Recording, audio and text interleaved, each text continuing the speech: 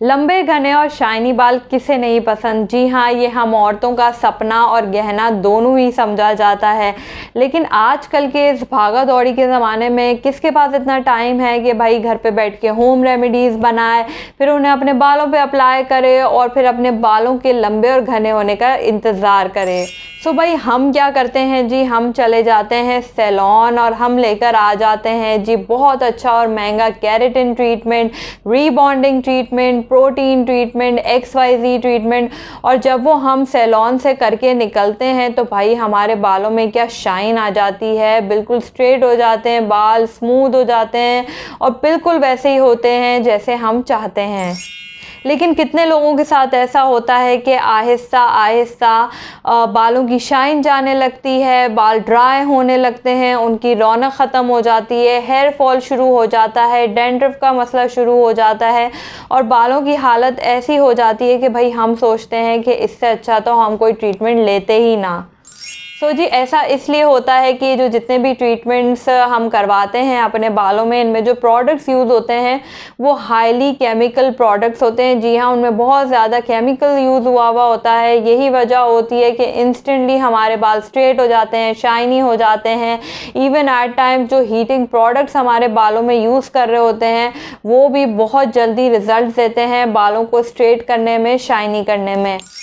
लेकिन दुनिया में हर वो चीज़ जो बहुत इंस्टेंटली रिज़ल्ट देती है उसके बहुत लॉन्ग टर्म नुकसानात होते हैं। जी हाँ, चाहे आप अपनी स्किन पे कोई वाइटनिंग क्रीम लगा रहे हों, कोई फेयरनेस क्रीम लगा रहे हों या अपने बालों को इंस्टेंटली स्ट्रेट करने वाला कोई प्रोडक्ट यूज़ कर रहे हों, ये उस वक्त तो आपको बहुत अच्छे रिज़ल्ट देगा, लेकिन थोड़े टाइम बाद आपकी स्किन और आपके बाल इतने ज़्यादा डैमेज हो जाते हैं कि उनका रिकवर होना बहुत ज़्यादा मुश्किल हो जाता है।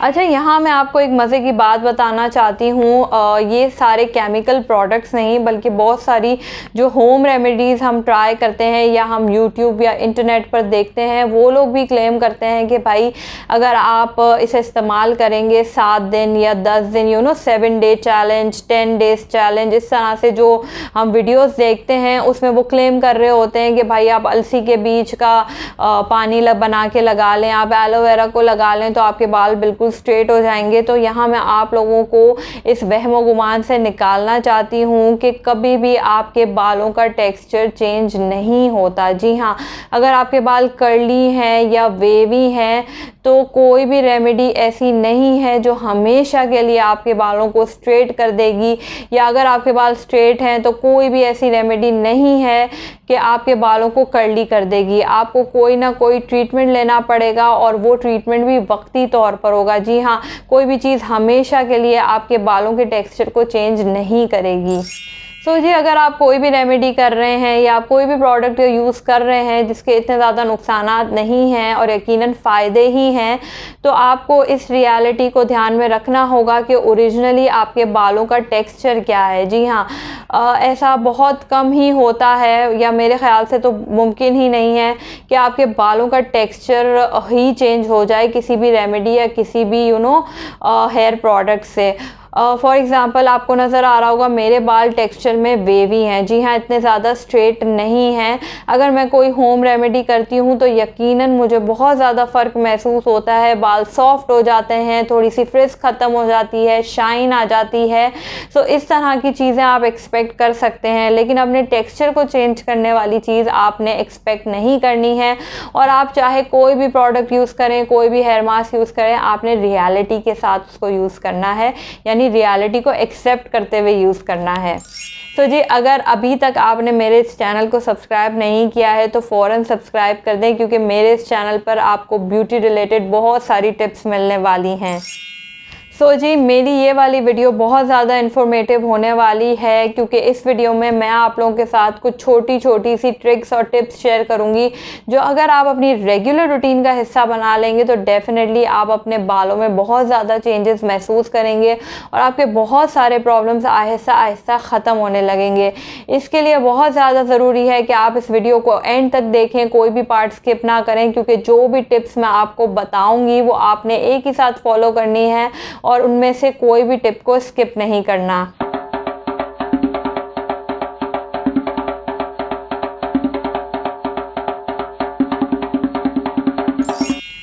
तो जी यकीन माने अगर आप इस वीडियो को एंड तक देख लेते हैं और इन सारी टिप्स को अपने रेगुलर रूटीन का हिस्सा बना लेते हैं तो आपको कोई ट्रीटमेंट लेने की ज़रूरत नहीं पड़ेगी, आपको कोई टोटका यूज़ करने की ज़रूरत नहीं पड़ेगी, क्योंकि आपके बाल एक ऐसी कंडीशन में आ जाएंगे जो आपको बहुत ज़्यादा खुश कर देगा।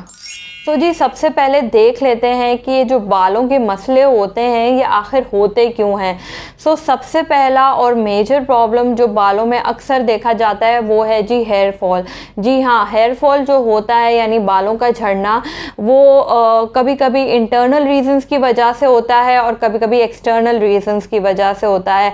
अगर ये किसी इंटरनल रीज़न की वजह से है तब तो अगर आप कोई भी रेमेडी कर लें, कुछ भी कर लें, आपको फ़ायदा नहीं होगा।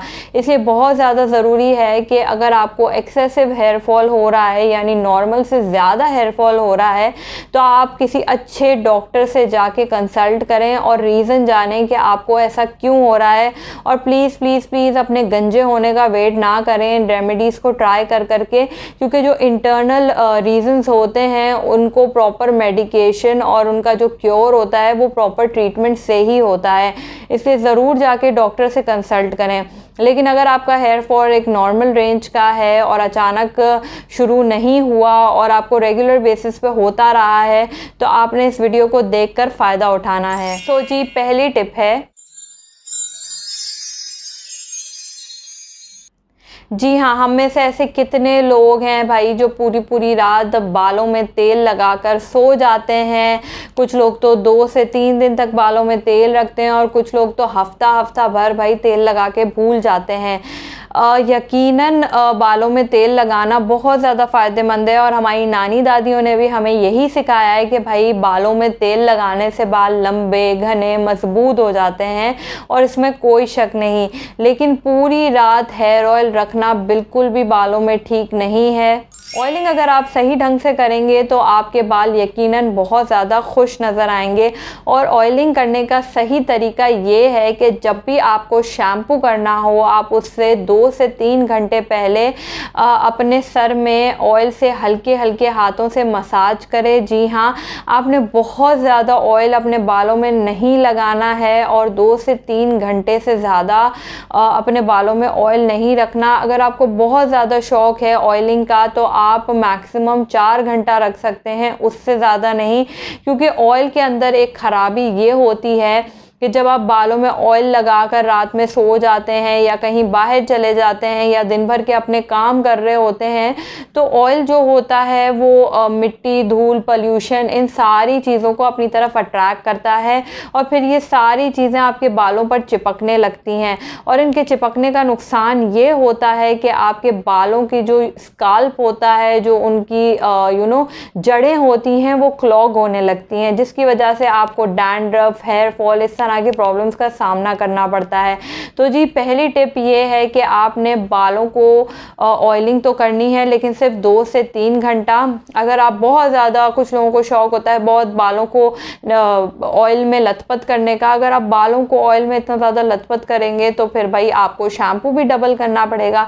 जब आप शैम्पू डबल करेंगे तो आपके बाल ओवरली ड्राई होंगे। जी हाँ, आपने अक्सर देखा होगा कि ऑयलिंग करने के बाद आप 2 से 3 शैम्पू करते हैं ताकि ये ऑयल निकल जाए और उसके बाद आपके बाल बहुत ज़्यादा ड्राई हो जाते हैं और फिर आप सोचते हैं कि भाई आप कोई डीप इन कंडीशनर कर लें या लीव इन कंडीशनर अप्लाई कर दें ताकि आपके बाल थोड़े से सॉफ्ट और फ्रिज फ्री नज़र आने लगें। तो जी पहली टिप है, आपने ऑयलिंग करके रात में नहीं सोना और नहाने से सिर्फ 2 से 3 घंटा पहले ऑयलिंग करनी है और सिर्फ रूट्स में ऑयलिंग करनी है। अगर आप चाहें तो हल्की फुल्की एंड्स पे भी कर सकते हैं, लेकिन बहुत ज़्यादा एक्सेसिव ऑयलिंग आपके बालों को ड्राई कर सकती है। चलें जी, तो चलते हैं सेकंड टिप की तरफ। जी हाँ, सेकंड टिप है कि आपने रोज़ अपने बालों को शैम्पू नहीं करना। मैंने अक्सर बहुत सारे लोग देखे हैं जिन्हें बहुत ज़्यादा एक रूटीन में आदत होती है रोज़ अपने बालों में शैम्पू करने की। चाहे आप मेल हैं या फीमेल, आपने रोज़ शैम्पू नहीं करना क्योंकि शैम्पू में जो केमिकल्स होते हैं वो एक बहुत बड़ा रीज़न होते हैं आपको आपके स्काल्प को डैमेज करने में, आपके बालों को डैमेज करने में। लेकिन अगर आप कोई ऐसी जॉब करते हैं या आपकी रूटीन ऐसी है कि आपका बहुत ज़्यादा एक्सपोजर है बाहर का, आपको पोल्यूशन का एक्सपोजर है, सन का एक्सपोजर है, या आपको आपके वेदर में बहुत ज़्यादा ह्यूमिडिटी है, आपको बहुत ज़्यादा पसीना आता है, तो आप सिंपली ये कर सकते हैं कि आप एक सल्फेट फ्री शैम्पू इस्तेमाल करें, जो अगर आप रोज़ भी अपने बालों पे यूज़ कर रहे हैं तो वो इतने ज़्यादा हार्श नहीं होते। या अगर आपको ये भी प्रॉब्लम है कि भाई अब सल्फेट फ्री शैम्पू कहाँ से आएगा, तो आप सिंपली बेबी शैम्पू ले लें। जी हाँ, आपने सिंपली बेबी शैम्पू लेकर रोज़ आप आराम से उसे शैम्पू कर सकते हैं, लेकिन उसके साथ आपको एक रूटीन बनानी पड़ेगी कि आप एक दिन छोड़कर कंडीशनर भी करें और हफ्ते में 2 बार ऑयलिंग भी करें, क्योंकि बेबी शैम्पू या सल्फेट फ्री शैम्पू जो होते हैं वो इतने ज़्यादा आपके बालों को कंडीशन नहीं करते और आपके बाल उस तरह से सॉफ्ट नहीं होते, लेकिन आपका स्काल्प क्लीन हो जाता है, आपके बाल क्लीन हो जाते हैं, तो आपकी जो रिक्वायरमेंट होती है शैम्पू की वो तो पूरी हो जाती है। अच्छा जी, तो यहाँ पर शैम्पू से रिलेटेड मैं आप लोगों को एक और टिप देना चाहती हूँ, और वो टिप ये है कि अगर आपको डैंड्रफ का प्रॉब्लम है तो आपने ख़रीदना है जी एक एंटी डैंड्रफ शैम्पू, अच्छा वाला, अच्छी कंपनी का, अच्छे ब्रांड का, और आपने हफ्ते में 1 बार उससे अपने बालों को धोना है। जी हाँ, आपने रेगुलर बेसिस पे एंटी डैंड्रफ शैम्पू इस्तेमाल नहीं करना, क्योंकि एंटी डैंड्रफ शैम्पूज जो होते हैं वो हाईली केमिकल वाले होते हैं, जिससे आपके बाल, आपने अक्सर नोटिस किया होगा कि ड्राई पड़ जाते हैं, थोड़ा सा हेयर फॉल भी होने लगता है। और एंटी डैंड्रफ शैम्पूज़ अगर आप रेगुलर बेसिस पे यूज़ करें तो उसकी एक ख़राबी ये है कि जब तक आप उन्हें यूज़ कर रहे हैं तब तक तो आपकी डैंड्रफ नहीं है, लेकिन जैसे ही आप उसको छोड़ देते हैं आपकी डैंड्रफ दोबारा आ जाती है, फिर आप दोबारा से इस्तेमाल करना शुरू कर देते हैं। तो जी, करना सिंपली आपने ये है कि आपने ख़रीदने हैं 2 शैम्पू। एक अगर आप रोज़ नहाते हैं तो आप कोई सल्फेट फ्री शैम्पू ले लें और एक एंटी डैंड्रफ शैम्पू ले लें, और अगर आपकी ज़रूरत रोज़ शैम्पू करना नहीं है तो आप सिंपली जो शैम्पू आपको सूट करता है आप उसके साथ एक एंटी डैंड्रफ शैम्पू ज़रूर ख़रीदें। तो जी, तीसरी टिप है, जी हाँ, आपने शावर लेने के बाद फ़ौरन गीले ही बालों में अपने बालों को कंघा नहीं करना। आपने अपने बालों को थोड़ा सा रिलैक्स करने देना है, क्योंकि जब भी हम शावर लेकर निकलते हैं या नहा कर निकलते हैं तो हमारे बाल बेचारे थके हुए होते हैं, क्योंकि हमने उन्हें इतना रगड़ा होता है कि बेचारे वो थक जाते हैं। तो जी, करना ये होता है कि नहाने के बाद आप अपने बालों को हल्का सा ड्राई होने दें और फिर इस तरह के कोम से आप अपने बालों को डीटैंगल करना शुरू करें। डीटैंगल करने का तरीका ये होता है कि सबसे पहले आपने नीचे से शुरू करना है, उसके बाद ऊपर जाना है। हम में से बहुत सारे लोग हैं कि भाई वो डायरेक्ट ही ऊपर से शुरू करते हैं और फिर नीचे आके गज गज अच्छा खासा हेयर फॉल हो जाता है। तो ऐसा नहीं करना। बालों को डीटैंगल करने की एक टेक्निक होती है, और वो टेक्निक ये होती है कि पहले हम नीचे के बालों को सुलझाते हैं, फिर बीच पे आते हैं और उसके बाद हम जड़ों पर जाते हैं, ताकि बालों पे इतना ज़्यादा प्रेशर ना आए। लेकिन अगर आपके बाल बहुत ज़्यादा ड्राई हैं, उनमें बहुत ज़्यादा फ्रिज है और आप चाहते हैं कि भाई गीले ही गीले बालों में हम कंघा कर लें ताकि बाद में फिर सुलझाना मुश्किल हो जाएगा, तो उसका तरीका ये है कि आप अपने बालों को थोड़ा सा सुखाकर उस पर कोई भी अच्छा सा सीरम, जैसे इस तरह के सीरम्स मार्केट में बहुत ईजीली अवेलेबल हैं और इनके रिज़ल्ट भी बहुत अच्छे हैं, तो आप सिंपली इस तरह का सीरम लेकर अपने पूरे बालों पर लगा लें और फिर इसी टेक्निक से अपने बालों को डीटैंगल करें। तो जी, चौथी टिप है,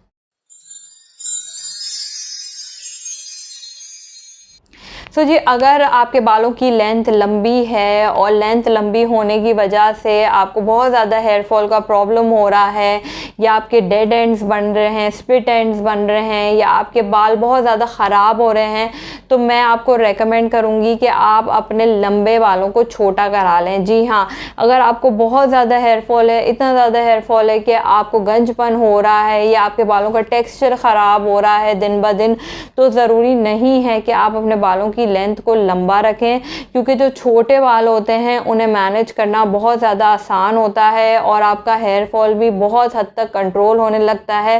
सो जी जब आपका हेयर फॉल कंट्रोल होने लगे तो आप आहिस्ता आहिस्ता अपनी लेंथ को बढ़ाना शुरू करें और अपने बालों की लेंथ उतनी ही रखें जिससे आपके बालों में प्रॉब्लम क्रिएट ना हो, क्योंकि अक्सर हमने देखा है कि जब आपके बाल छोटे होते हैं तो उसमें वॉल्यूम बन जाता है, अच्छे खासे वो हेल्दी नज़र आते हैं, लेकिन जैसे जैसे उनकी लेंथ बढ़ने लगती है, बाल पतले होने लगते हैं, हमारे स्काल्प में हमें एक तरह के पैचेस नज़र आना शुरू होते हैं हेयर फॉल की वजह से।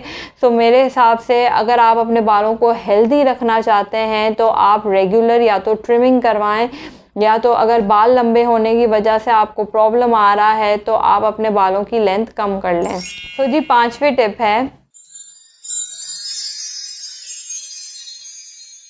जी हाँ, हम में से बहुत सारे लोगों को बहुत ज़्यादा शौक़ होता है जी हेयर ट्रीटमेंट्स लेने का। जी हाँ, हम चाहते हैं कि इंस्टेंटली भाई की शादी है, बहन की शादी है, हमारे बाल सबसे अच्छे लगे उस शादी में और उस इवेंट में और बस हम नज़र आ रहे हों, तो जल्दबाजी में जाकर हम बहुत सारे ट्रीटमेंट्स ले लेते हैं और बाल माशाल्लाह से बहुत अच्छे भी लगने लगते हैं, लेकिन थोड़े टाइम बाद क्या होता है वो आप सब जानते हैं। सो जी यहाँ मैं आपको डिस्करेज नहीं करूँगी, अगर आपको बहुत ज़्यादा शौक़ है ट्रीटमेंट्स लेने का तो करना आपने ये है कि आपने आफ्टर जो उसकी केयर के प्रोडक्ट्स होते हैं वो ज़रूर ख़रीदने हैं। जी हाँ, चाहे आप केराटिन कराएं, चाहे आप बालों को कलर कराएं, चाहे रीबॉन्डिंग कराएं, कुछ भी कराएं, उनके प्रोडक्ट्स मार्केट में अवेलेबल हैं जो थोड़े से एक्सपेंसिव होते हैं, इसलिए हम सोचते हैं कि भाई कौन ख़रीदे और हम अक्सर रेगुलर प्रोडक्ट्स ही यूज़ कर रहे होते हैं। फॉर एग्ज़ाम्पल अगर हमने कट डाउन वाला कोई ब्लॉन्ड कलर करवा लिया है अपने बालों पर जिससे हमारे बाल बहुत ज़्यादा ड्राई हो गए हैं और हम रेगुलर शैम्पू ही इस्तेमाल कर रहे हैं